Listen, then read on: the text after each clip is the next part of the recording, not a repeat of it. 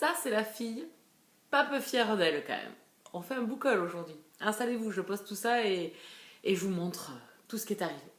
Mais c'est raisonnable quand même. On se retrouve après.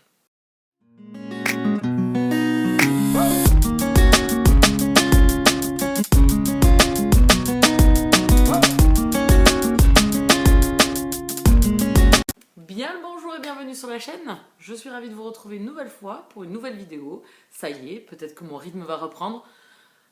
Ne nous emballons pas. D'abord, je vais vous faire le book haul du mois de juin. Alors oui, on est au mois d'août, mais je ne vous l'ai pas fait celui du mois de juin. Et je vais vous renvoyer un petit peu à celui du mois de mai, où je vous disais que j'étais dans une approche d'achat différente. Et je vous renvoie aussi à ma vidéo de samedi, donc là il y a 3 jours. Je vais vous la mettre là, je crois que ça vient. Alors, je sais jamais. C'est une fois en place, après que je me rappelle plus. Et à chaque fois que je me regarde dans ma caméra après, quand je monte, je me dis ah mais oui, mais tu le sais en plus. Donc c'est là, je crois. Je vais vous mettre la vidéo blabla de samedi où je vous parle de mon rééquilibrage de pales, mon book summer, mon Elsie book summer, pour réduire un petit peu ma pile à lire et mes achats, puisque vu mon rythme, plus j'achète, plus j'augmente ma pile à lire, mais je lis pas plus. C'est ça le problème, donc tout me fait envie, et surtout que depuis le début janvier, comme je vous disais, j'avais beaucoup de livres qui m'intéressaient, que j'avais achetés et que je n'ai toujours pas lu. Donc voilà, vous avez vu au tout début, vous l'avez vu sur la photo de présentation, il y a beaucoup moins de livres, je suis ravie. Dans ce book haul du mois de juin, il y a un seul achat sur les 8 livres que je vais vous présenter. Il n'y a qu'un seul achat et qui est déjà lu, puisque c'était une lecture commune. Donc c'est respecté. Achat, lecture en suivant, c'est parfait. On commence tout de suite avec les numériques tout d'abord. Et le premier numérique que j'ai reçu en service presse, c'est Fucking Love, le tome 7 d'Amélie Astier. Est-ce qu'on doit reparler de cette saga? Est-ce que je suis obligée de vous dire que j'adore cette saga? Je sais pas. Je vais pas l'étendre ici. Dans ce 7e tome, Amélie aborde encore une nouvelle thématique sur les personnages, sur l'identité d'un individu. Je trouve ça hyper intéressant. C'est plus léger, si je peux utiliser ce mot-là, par rapport au dernier roman. Voilà, depuis le 3, on prend une claque à chaque fois. Là, on est sur quelque chose de plus léger, mais ça ne m'a pas empêché d'adorer ma lecture. Je vous en parle dans ma prochaine gazette qui sera ou mercredi ou samedi. Elle arrive très très vite. De toute façon, je me le suis commandé en papier également. Il devrait arriver début de semaine. Donc je suis ravie, il va venir retrouver ses camarades qui sont ici derrière. Voilà, c'est une saga coup de cœur. Vraiment gros coup de cœur pour cette saga qui aborde plein de thématiques, plein d'émotions et de sentiments. Je sais pas si j'en ai encore assez parlé sur cette chaîne, je sais pas si j'en ai assez encore parlé sur Instagram, mais en tout cas, n'hésitez pas, vous êtes beaucoup à être revenus ou à avoir lu cette saga de votre côté et à m'être venu en parler. Et ce que j'adore, c'est qu'il y a beaucoup de personnes qui adorent cette saga, qui l'ont lu et qui adorent, et ça, c'est de la régalade.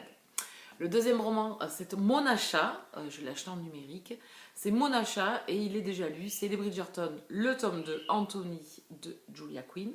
J'ai regardé la série, je me suis mis à la saga en niveau lecture. Généralement, je fais pas comme ça, mais bon, comme c'était une première saison au niveau de la série, je peux m'enclencher les tomes maintenant. Le tome 2 d'Anthony était une totale découverte. On le croise dans la série, bien évidemment, puisqu'on parle des Bridgerton aussi dans la série. C'est pas un personnage que j'avais beaucoup aimé. Je l'ai lu en lecture commune avec Julie et Maureen. Maureen a avancé puisqu'elle les a reçus en service presse, donc elle avance, ce qui est normal puisqu'elle a un délai voilà, à tenir. Donc là, prochainement, je pense qu'on va se faire le tome 3, je pense, ou août, enfin à voir si j'ai beaucoup de rythme, ou septembre avec Julie. Le tome 3 est sur Bénédicte. Ce tome 2 était vraiment bien parce que j'ai été agréablement surprise. Anthony n'était pas un personnage que j'ai beaucoup apprécié ni dans le tome 1 ni dans la série. Et dans ce tome, j'ai vraiment apprécié ma lecture. C'était un très bon moment. Alors, on va relativiser, hein. Je me souviens pas. Enfin voilà, je pense pas que c'est des histoires qui vont rester gravées dans ma mémoire. Mais sur le coup, ça a fait le job. J'ai passé un bon moment. J'ai été agréablement surprise par le personnage. Je me suis attachée à lui. Et voilà. Et j'ai hâte de continuer avec les Bridgerton.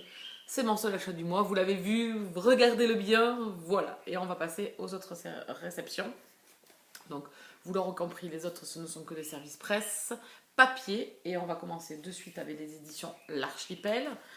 J'ai reçu, tout début du mois de juin, j'avais reçu Swan Hill, le tome 1, Les Pionniers de Anna Jacobs. J'ai déjà lu Les Pionnières, qui est une autre saga de l'auteur. Et j'ai également lu le tome 1 de Destin de Cassandra.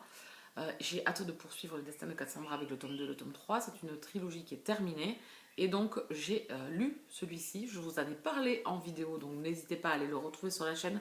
C'est dans les dernières gazettes. De toute façon, vous avez l'image de la vidéo et dessus vous avez les encarts avec les couvertures des livres. Donc n'hésitez pas à aller voir. J'ai passé un excellent moment avec cette lecture. C'est de la romance historique et on va se retrouver en Australie une nouvelle fois, pardon, avec d'autres personnages. J'ai beaucoup aimé. Il y a un lien avec le Destin de Cassandra puisqu'ici un des personnages est présent et était présent dans le tome 1 du Destin de Cassandra.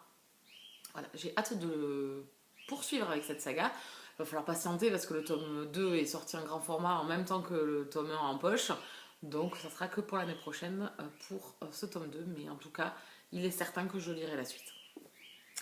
L'autre roman des éditions L'Archipel que j'ai reçu, c'est Sous le soleil de Key West de Priscilla Oliveras. C'est un roman que je vais lire là. J'aurais dû le lire au mois de juillet puisque c'est un roman qui était prévu pour la lecture commune du groupe Elle Booktube et vous. On prévoit un live pour parler de ces lectures communes à partir de début septembre. Donc ça me laisse encore le temps de rattraper la machine et de le lire. C'est l'une de mes prochaines lectures de toute façon. C'est de la romance contemporaine, un peu feel good. Donc ça va être parfait pour l'été. Voilà, ça va être détente, transat, voilà, cocktail. C'est parfait. Voilà, donc on en reparlera avec Julie et Mumu sur le groupe au début du mois de septembre. En même temps qu'on vous parlera d'Undisclosed Desire, le tome 1, et de la lecture du mois d'août, qui est une lecture au choix sur une lecture d'été, une lecture estivale, ce que vous voulez. Voyage, transat, plage, piscine, voilà, randonnée, parce que ça peut être la montagne aussi, enfin vacances, quoi, les vacances pour le mois d'août. Et on parlera de ces 3 lectures différentes, communes, de ces 3 mois qui sont passés. Voilà pour celui-ci. Ensuite, on continue avec un, j'ai hâte de le lire, pareil, il est prévu dans mes prochaines lectures du mois d'août. C'est la saga Emma Hart, qui a été une nouvelle fois rééditée, c'est déjà paru. C'est une saga qui date quand même un petit peu. La saga Emma Hart avec le tome 1, L'espace d'une vie de Barbara Taylor Bradford. J'aime ces sagas familiales, c'est de l'historique puisqu'on commence ici en 1904. On va suivre le destin d'Emma Hart qui va construire... qui va se construire dans la vie, je sais plus, et on va suivre en fait des décennies avec cette famille, avec sa descendance, elle-même d'abord et puis ensuite ses descendants. Donc j'ai hâte de découvrir ce premier tome. Le tome 2 sort au mois d'août, donc c'est pour ça qu'il va falloir que je m'active puisque je vais sûrement recevoir le tome 2 au mois d'août, que je lirai soit fin août, soit début septembre. Mais en tout cas, j'ai hâte de découvrir cette saga historique qui a fait beaucoup parler d'elle. Voilà, c'est le roman phénomène aux 30 millions d'exemplaires vendus. L'auteur est une auteure très connue, donc j'ai hâte, hein, vous vous doutez bien. De toute façon, j'ai hâte pour tous. Et l'autre, pareil, que je vais lire dans le courant du mois d'août, c'est La Marquise des Ombres de Catherine R. Vieille. Ici, on est dans de l'historique pur et dur, un petit peu comme j'ai lu le Philippa Grégory avec le destin de Catherine d'Aragon et de Henri VIII et ses multiples femmes.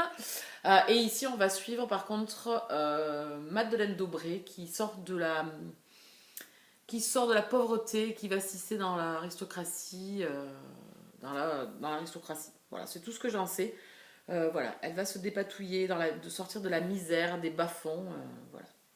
Elle a été accusée d'un crime, donc voilà, j'en connaîtrai un peu plus. C'est une personne historique que je ne connais pas.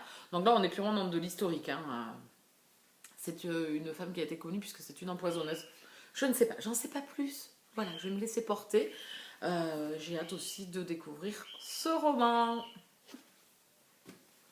Et les 2 derniers. Ah, il est tombé! Il est ramassé! Allez, on continue.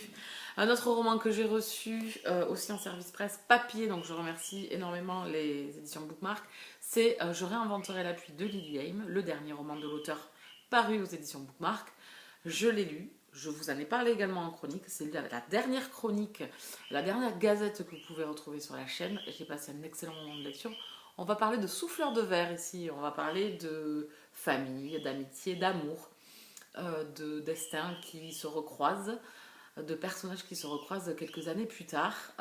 On quitte un jeune homme de 17 ans pour le retrouver quelques années plus tard à 25 ans. J'ai beaucoup aimé. J'ai trouvé les personnages très attachants. Dans Lily Aim, il ne se passe pas énormément de choses. Enfin, dans celui-ci, il ne se passe pas énormément de choses, mais La Plume de Lily Aim, c'est du contemporain. N'hésitez pas si vous voulez découvrir de la romance MM, puisque c'est de la romance MM, et que vous hésitez parce que vous avez peur de tomber sur trop de scènes de sexe qui vous dérangent déjà au préalable dans les romances. N'hésitez pas, même si ici on a quand même pas mal de tensions sexuelles, et c'est assez... voilà. Mais elle épilogue pas 10 ans. Il n'y a pas des pages et des pages et des pages. Pas du tout. C'est pas son style d'écriture. C'est pas son style du tout. Donc, si vous voulez tenter, n'hésitez pas à découvrir cette autrice vraiment qui écrit des pépites. Elle a une plume poétique et magnifique. Donc, n'hésitez pas. Voilà. Bon, je vais pas en reparler ici. Voilà, il est arrivé. Il est lu aussi. Voilà. Donc, il y en a quand même quelques-uns sur ce que je vous ai montré qui sont lus. Il en reste plus que 3 sur le mois de juin. C'est les 3 archipels. Sinon, tout le reste est lu. Et le dernier, et pas des moindres, je crois que je vous ai saoulé un petit peu, que ça soit sur la chaîne ou sur Instagram, c'est La femme de l'ombre de Sonia Purnell. C'est un historique aussi, on va parler de Virginia Hall, de son destin, de sa vie de résistante pendant la Seconde Guerre mondiale, de cette américaine qui s'est livrée corps et âme pour la France. J'ai beaucoup aimé ce roman, j'ai eu un énorme coup de cœur. Voilà, c'est 500 pages qui sont passées très très bien. C'est écrit comme un roman et pas comme un documentaire, donc c'est vraiment accrocheur. C'est un destin de femme, voilà, forte, poignante, touchante. J'ai beaucoup aimé. Je vous le conseille fortement. Vous pouvez également retrouver ma chronique, ma gazette sur la chaîne. C'est la dernière également. J'ai posté également sur Babelio mon avis écrit et j'ai également fait un post Instagram. J'ai fait une chronique écrite sur Instagram. Ça n'était pas arrivé depuis je ne sais pas combien de temps. Donc je l'ai fait pour ce roman-là parce que j'ai beaucoup aimé. Je vous ai même posté un petit extrait de ce roman. Donc je ne peux pas en dire plus. Je ne veux pas encore en reparler. N'hésitez pas à aller voir ma gazette. En tout cas, je suis ravie de l'avoir découvert. Donc, merci beaucoup à Babelio, puisque c'était pour une masse critique. Et merci beaucoup aux éditions Alizio pour cette réception. Sinon, je pense que je serais passée totalement à côté. Et voilà pour les romans qui sont arrivés au mois de juin. Donc, vous voyez, il y en a quand même pas mal qui sont déjà lus. Sur les 8, il y en a 5 qui sont déjà lus. Il m'en reste plus que 3, mais ils vont être lus là dans les prochains jours, prochaines semaines. Voilà, ça va être là. Je finis ma lecture MM et puis après j'enclenche avec ces lectures des éditions L'Archipel. Donc j'espère vous avoir fait découvrir des romans. Peut-être que certains vous donnent envie. N'hésitez pas. En tout cas, ceux que j'ai déjà lus et découverts, j'ai passé d'excellents moments de lecture. Et on va s'arrêter là. On va s'arrêter là. Vous voyez, il était beaucoup plus petit. 8 livres. On était quand même sur le début d'année, janvier, février, mars, même décembre et novembre. On était sur des boucoles de 18 à 20 livres. On a quand même coupé de moitié. Là, il n'y en a que 8. Donc c'est là où la machine est en marche et que je vais arriver à faire descendre ma pile à lire. En tout cas, je suis ravie de ces lectures, ravie de ces réceptions. Donc encore merci aux maisons d'édition. Je le dis pas souvent, donc merci. Voilà, des sagas que je poursuis parce que j'adore, des auteurs que je poursuis parce que j'adore. Donc voilà, si j'avais pas aimé En service presse en livre, je pense pas que j'y retournerai, que je serais maso au point de demander les suites ou les nouvelles, les nouveaux écrits de ces auteurs. Je pense pas. J'ai mes limites moi aussi, je suis comme vous.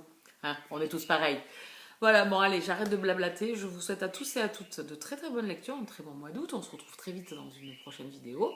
En attendant, n'hésitez pas à vous abonner sur la chaîne, à cliquer sur la cloche pour être prévenu des parutions, à laisser un petit commentaire, à mettre un petit pouce, à partager la vidéo. En attendant, bisous câlins.